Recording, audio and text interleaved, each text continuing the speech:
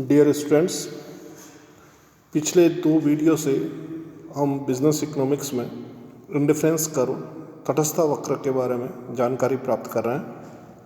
हमने इसी चैप्टर में अब तक यह देखा है कि इंडिफरेंस कर्व होता क्या है, इंडिफरेंस कर्व की विशेषताएं क्या है, इंडिफरेंस कर्व में प्रतिस्थापन की सीमांत दर MRS marginal rate of substitution क्या होती है, इसके बारे में अब तक जानकारी प्राप्त की है। अब इसी कंसर्न में आगे हम यह देखने की कोशिश करते हैं कि कीमत रेखा या बजट रेखा होती क्या है। जब तक हम कीमत रेखा या बजट रेखा के बारे में नहीं जानेंगे तब तक हमें उसका अगला उपभोक्ता का संतुलन समझ में नहीं आएगा। तो उपभोक्ता के संतुलन का अध्ययन समझने से पूर्व हमें यह समझना होगा कि कीमत रेखा होती क्या है, जिसका दूसरा नाम बजट रेखा है। ये बनती कैसे है, इसका निर्माण कैसे किया जाता है, इसमें परिवर्तन कैसे होता है और परिवर्तन का प्रभाव कहाँ पड़ता है। तो सबसे पहले हम ये जानने की कोशिश करते हैं कि ये इंडिफरेंस कर्व में कीमत रेखा होती क्या है। मोटे तौर पे कीमत रेखा दो वस्तुओं x तथा y के उन विभिन्न दो वस्तुओं x तथा y के उन विभिन्न संयोगों को बताती है जो उपभोक्ता अपनी दी हुई आय व वस्तुओं की वर्तमान कीमत, दो चीज़ें इसमें इम्पोर्टेंट है। एक तो व्यक्ति की आय इम्पोर्टेंट है और दूसरी वस्तु की कीमत इम्पोर्टेंट है। यानी एक तो होगी आय और दूसरा होगी कीमत। इंडिफरेंस कर्व में सबसे महत्वपूर्ण यह है कि आपकी आय कितनी है। तो जितनी आपकी आय होगी उसके अकॉर्डिंग बाजार डेवलप होगा, उसके अकॉर्डिंग वस्तुओं की कीमतें निर्धारण होगी। दूसरा, जो वस्तु की कीमत है क्या वो आपके आय ग्रुप को मैच करती है। उदाहरण के तौर पर आप बाजार में जाएंगे, कपड़े खरीदने जाएंगे, जूते खरीदने जाएंगे तो आप देखेंगे 200-400 रुपये से जूते शुरू होते हैं, 2000, 4000, 40,000 तक मिलेंगे। अब वो जूते जो 40,000 में मिल रहे हैं वो क्या आपकी परचेजिंग पावर में आते हैं, क्या आपकी इतनी क्रय शक्ति है, क्या आप इतनी आय है। तो कीमत रेखा बजट रेखा के अध्ययन में भी दो चीज़ें सबसे महत्वपूर्ण है। पहली तो यह महत्वपूर्ण है कि उपभोक्ता की आय कितनी है और दूसरी यह महत्वपूर्ण है कि वस्तु की कीमत कितनी है। इनके आधार पर व्यक्ति खरीद सकता है। इस प्रकार यह निश्चित आय स्तर का मतलब है जो आपके आय का स्तर है। निश्चित आय स्तर और वर्तमान कीमतों पर उपभोक्ता की क्रय सामर्थ्य को बतलाती है। क्रय सामर्थ्य का मतलब परचेजिंग पावर से है। क्रय सामर्थ्य का मतलब एक व्यक्ति के खरीदने की औकात से है, एक व्यक्ति के खरीदने की शक्ति से लगाया जाता है। यानी एक व्यक्ति कितना कुछ अपनी आय की कैपेसिटी में खरीद सकता है, उसे क्रय सामर्थ्य बताते हैं। तो बजट रेखा एक इस प्रकार की रेखा होती है जो व्यक्ति की आय और वस्तु की कीमत के आधार पर उपभोक्ता के क्रय सामर्थ्य को बतलाती है। इसे बजट रेखा भी कहते हैं। दो नाम इसके प्रारंभ में बताए गए, एक कीमत रेखा और बजट रेखा, दोनों एक ही है। अंग्रेजी में अलग अलग है, प्राइस लाइन और बजट लाइन दोनों एक ही हैं।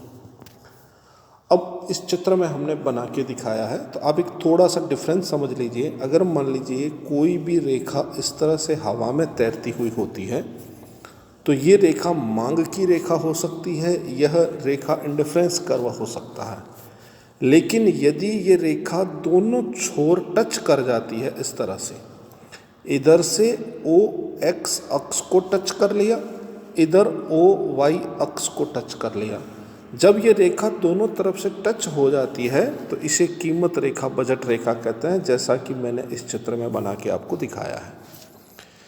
इस कीमत रेखा बजट रेखा में आप देखेंगे तो नीचे की तरफ तो हमने दिखाया है x वस्तु की मात्रा और इधर हमने दिखाई है y वस्तु की मात्रा।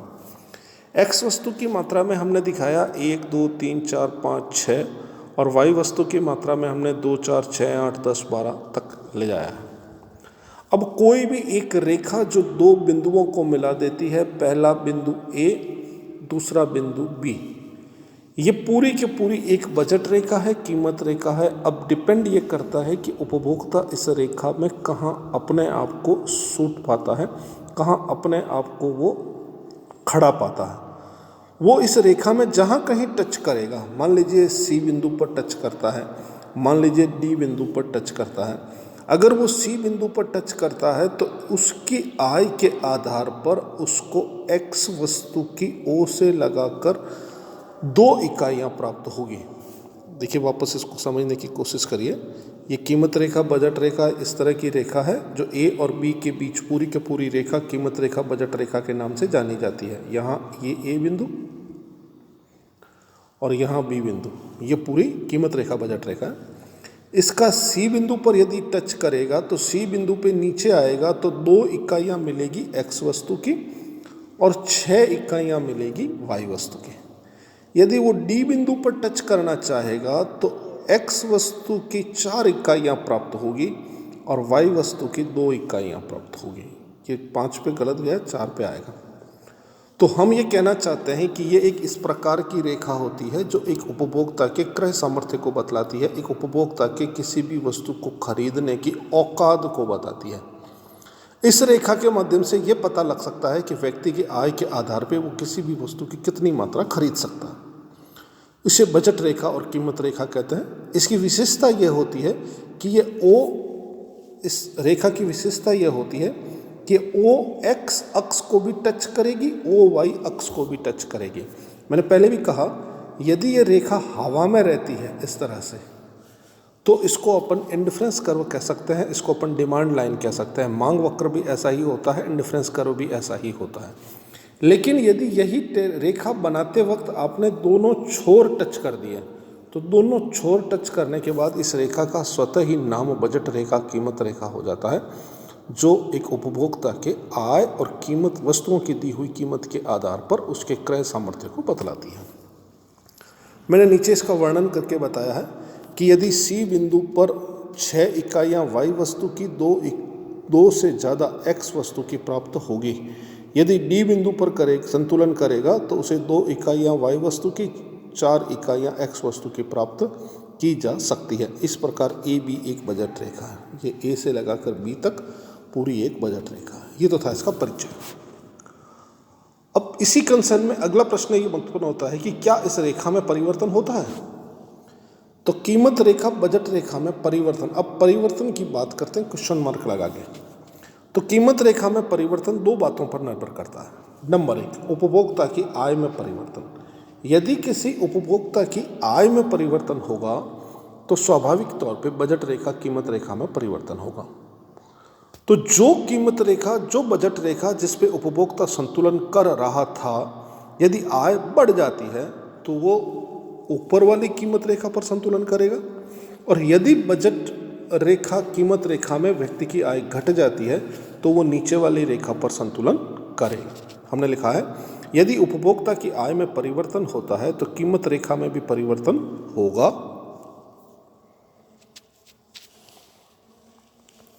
ऐसी स्थिति में वस्तु की कीमत तो पूर्ववत स्थिर मानी जाएगी। अब क्या हुआ कि आप अगर परिवर्तन आय में दिखा रहे हैं तो आय में परिवर्तन दिखाते वक्त उपभोक्ता की कीमत को स्थिर माना जाता है। ऐसा नहीं हो सकता कि साहब एक तरफ से तो आय बढ़ गई, दूसरी तरफ से कीमतें बढ़ गई। एक चीज़ बढ़ेगी, दूसरी चीज़ स्थिर मानी जाएगी। तो यहाँ हम आय में परिवर्तन दिखा रहे हैं, इसलिए वस्तु की कीमत को स्थिर मानते हैं। फिर हमने लिखा है कि यदि आय बढ़ती है तो उपभोक्ता की पूर्ववत रेखा के स्थान पर उसके ऊपर वाली कीमत रेखा पर संतुलन करेगा, और यदि आय घट जाती है तो वो नीचे वाली कीमत रेखा पर संतुलन करेगा। कैसे, ये मैंने करके दिखाया है। आपको मैं पूरा चित्र वापस नया बना के दिखा देता हूँ। ये एक कीमत रेखा, बजट रेखा है जो पहले बनी हुई थी। अब यदि उपभोक्ता की आय बढ़ जाती है तो आय बढ़ने की स्थिति में वो नई कीमत रेखा, बजट रेखा ऊपर बनाएगा जिसका नाम होगा A1 B1। ये वाली रेखा वो रेखा है जो उपभोक्ता की आय बढ़ने के कारण बनी है, क्योंकि उपभोक्ता की आय बढ़ गई, उसकी परचेजिंग पावर बढ़ गई। परचेजिंग पावर बढ़ने के कारण अब वो सस्ती की जगह महंगी वस्तुएं क्रय करेगा। इसके विपरीत यदि उपभोक्ता की आय कम हो जाए, किसी की नौकरी चली जाए, कोई सेवानिवृत्त हो जाए या तनख्वाह कम हो जाए किसी कारण से, तो उस व्यक्ति की परचेजिंग पावर पूर्ववत रेखा, जो पहले आपकी ओरिजिनल AB रेखा थी, उसके स्थान पर नीचे वाली रेखा, अब एक नीचे और रेखा बना के दिखाई हमने A2 B2 के नाम से।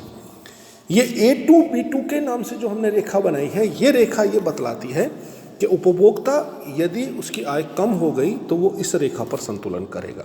इस प्रकार से इस प्रश्न का उत्तर यह है कि यदि उपभोक्ता की आय में परिवर्तन होता है तो आय बढ़ने पर उपभोक्ता ऊपर वाली रेखा पर संतुलन करेगा और आय के घटने पर उपभोक्ता नीचे वाली रेखा पर संतुलन करेगा।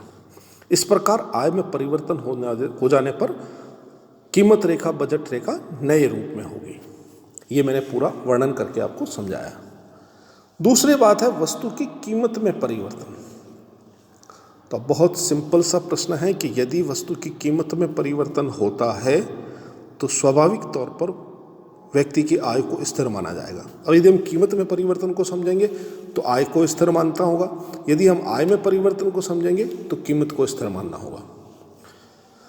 अब वस्तुएं इंडिफरेंस कर्व में हमेशा दो प्रकार की होती है, एक एक्स वस्तु होती है और एक वाई वस्तु होती है। तो कीमत किसकी बदली, एक्स की बदली या वाई की बदली? दोनों की तो बदलेगी नहीं।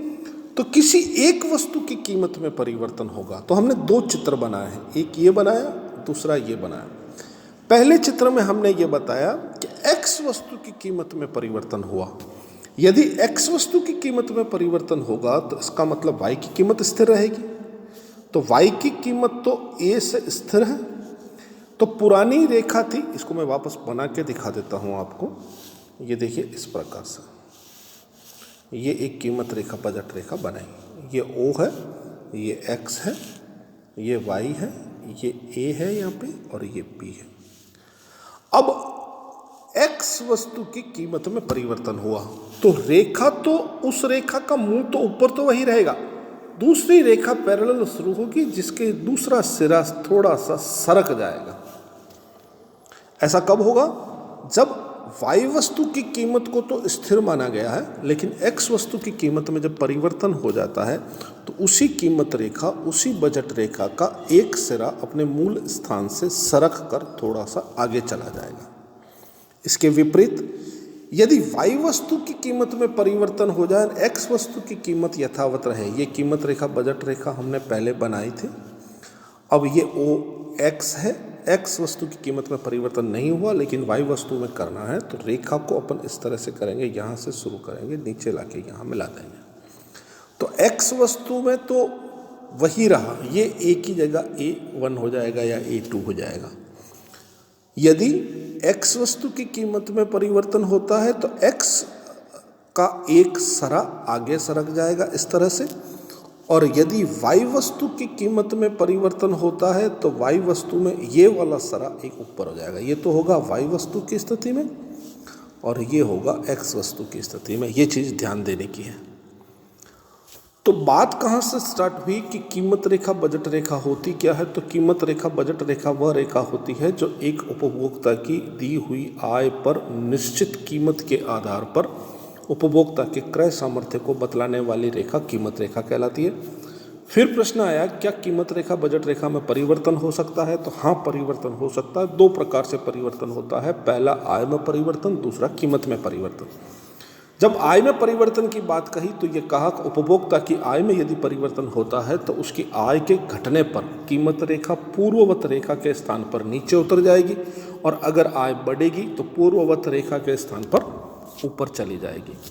दूसरा पॉइंट हमारा ये था कीमत में परिवर्तन। तो हमने आपको ये बताया कि जब कीमत में परिवर्तन होता है तो आय को स्थिर माना जाएगा और आय को स्थिर मानने के कारण रेखा का एक सरा अपने स्थान से सरक के दूसरे स्थान पर चला जाएगा। कब? यदि x की कीमत में परिवर्तन होता है तो x का सरा सरकेगा, यदि y की कीमत में परिवर्तन होता है जैसा कि इस चित्र में दिखाया गया, x में परिवर्तन होता है तो इस चित्र में दिखाया गया। इस प्रकार आज के वीडियो में हम बजट रेखा कीमत रेखा तक ही समझेंगे। इसी कंसर्न में अगले वीडियो में उपभोक्ता के संतुलन को समझाने का प्रयास करेंगे। धन्यवाद।